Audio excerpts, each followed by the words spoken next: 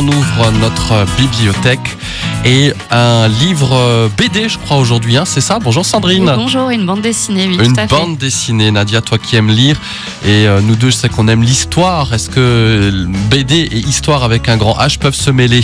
Bien sûr, Sébastien, et c'est ce que Sandrine nous a trouvé, dégoûté. Les discours les plus éloquents, donc on va parler de discours. Oui, il y a des discours qui marquent l'histoire, d'autres la littérature ou encore le cinéma. Parmi les plus célèbres, on a celui de Martin Luther King, qui commence par I have a dream, ou encore celui de Charles de Gaulle appelant à la résistance. On a tous en tête au moins un exemple. Et dans cette bande dessinée, on retrouve 20 grands discours décryptés à la loupe.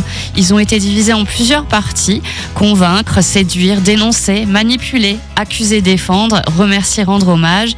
Il y a celui de Simone Veil à l'Assemblée nationale pour le droit à l'avortement, ou plus récemment celui d'Emma Gonzalez contre les armes à feu aux États-Unis après la tuerie dans son école.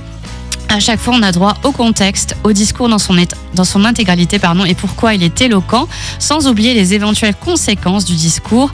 L'ouvrage se termine par des formules et des slogans bien connus du grand public. Je suis Charlie, on ne naît pas femme, on le devient. Le livre a été écrit et illustré par Soledad Bravi, Candice Zolinski qui est professeur de français et Romain Boulet qui est avocat.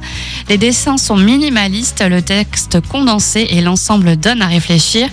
Il suscitera peut-être des vocations d'orateur chez certains, mais dans tous les cas, il enrichira votre culture générale. Ça, c'est pas mal, Les ça. discours les plus éloquents écrits à 3 mains, on peut dire? Oui, c'est ça, on peut dire ça. Voilà, Oui. alors on le trouve à la médiathèque de À la Saint-Rémy. médiathèque, ça vous permettra peut-être de gagner un quiz à la Radio Mélodie.